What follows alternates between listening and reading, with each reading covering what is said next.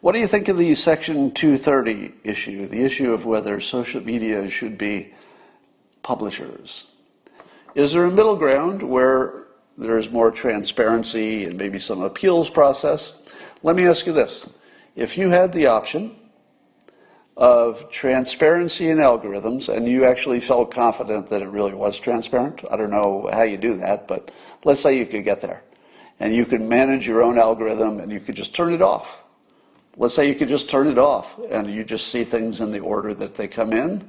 It's everybody that you follow, and that's it. Just there's no algorithm at all. It just shows you everything. And you could just click a switch and get that. Would you be happy with that?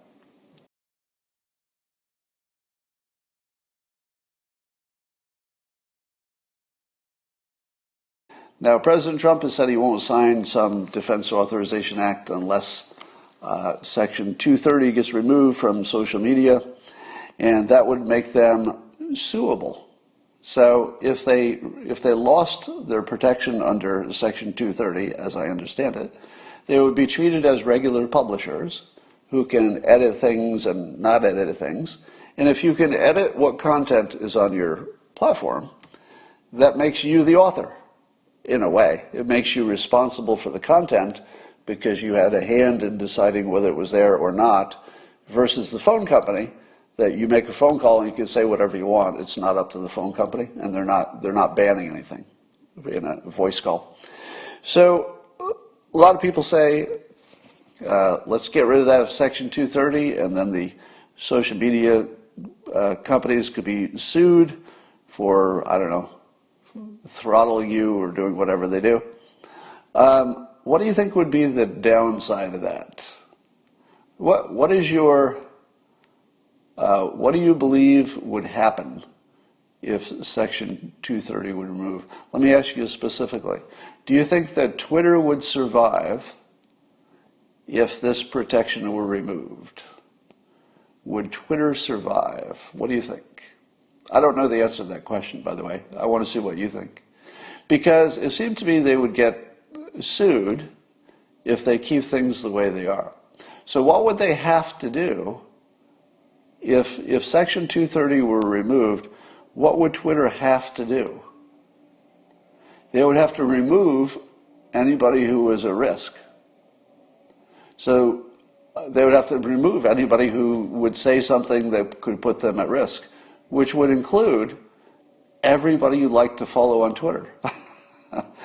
Twitter would have to get rid of everybody who's interesting, because it's the interesting people who say things that sometimes are not true, because they're willing to take a little more risk. That's what makes them interesting, right?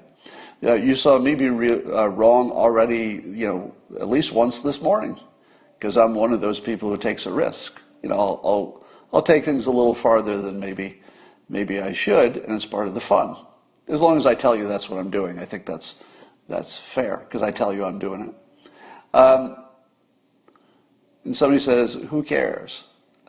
Yeah, so removing Section 230 would remove social media from the world. Is that what you want? Now, I haven't heard the other argument. Now, some of you are thinking, okay, I knew I'd see the comment here. Somebody said, that's okay, I'll go to Parler. Parler dies the same day. You know that, right? Parler would be out of business same day. There's no such thing as Twitter going out of business because of Section 230 and then Parler not going out of business. It's the same business. They don't have whatever happens to one is going to happen to the other. So if you want them all to go into business, that would be the way to do it. But is there any middle ground?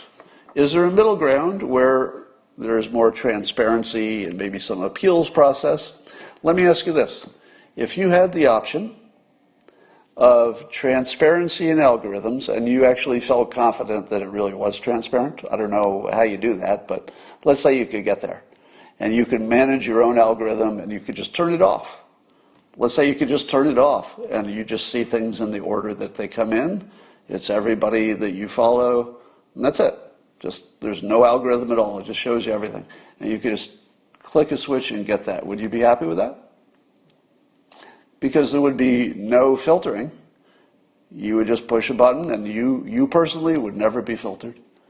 How about, or at least in terms of the content you get to see, how about if they added an appeals process so that some independent non-Twitter people who may be selected, on some kind of a temporary term and rotating, and they look at it and they say, all right, we don't work for Twitter, we just work for the world, we're just volunteering.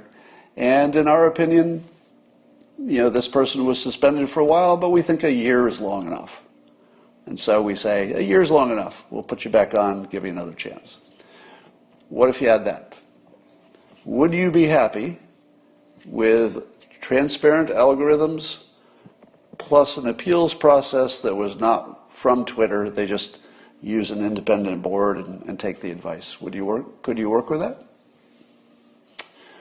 Digital Bill of Rights, yes. I think there should be a digital Bill of Rights for exactly this sort of thing.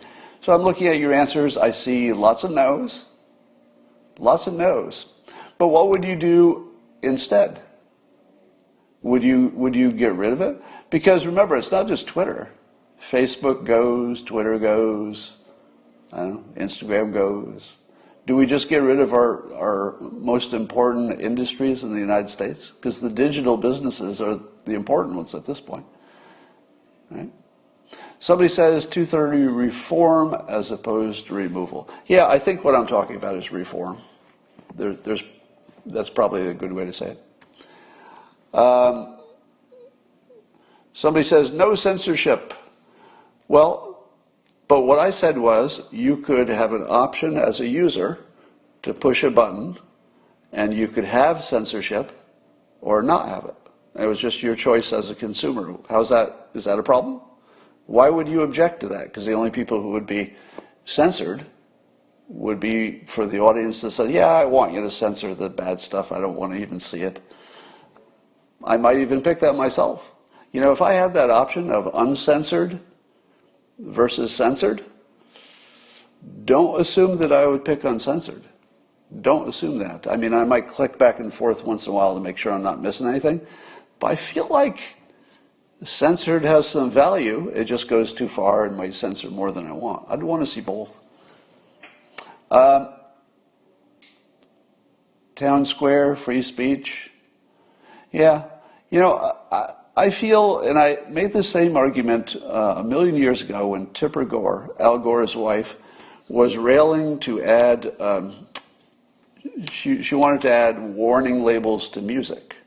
And any of you who are old enough to remember this, remember there was a big kerfuffle and people said, hey, free speech, stop putting warning labels of profanity on my product. And I said, now, of course, I like as much freedom as possible, but I said, that's not decreasing your freedom. That's actually increasing it, meaning that the consumer has more freedom because they have more information. The more information you have that you can act on gives you, in effect, more freedom. So by putting a warning label on some types of content, the consumer knows more. I would say that expands their freedom, because the more you know, the more you can make smart free choices. A dumb free choice, meaning that you had freedom, but you didn't know anything, so you made a bad choice. Well, I guess that's freedom, but it's not a good kind. I'd rather have the good kind of freedom where I have all the information and then it's just up to me. So I argued that labeling things is just always useful. It's just a service. It has nothing to do with decreasing your freedom. 230 is not the problem. It's letting Twitter use it as a shield while breaking its rules.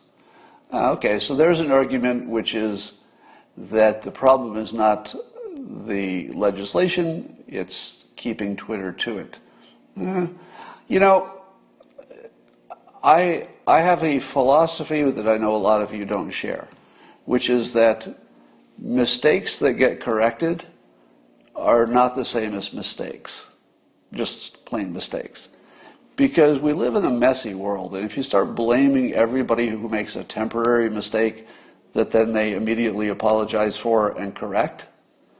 I just can't get mad at people for that. Like, even if it's bad for me, I'm still going to say, yeah, it would have been better if it was perfect from the start. But anybody who fixes something that's wrong and does it legitimately is a hero in my mind, because there aren't enough of those. So in Twitter's case, if I may defend them a bit, I would say that you've heard Jack say, when challenged about specific things that got suspended, you've heard Jack say that was a mistake, we reversed it.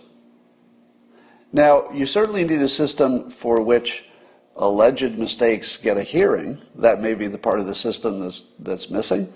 But if you have a company that's willing to say, put the head of the company on in the public and say, in direct words, no weaseling, no excuse.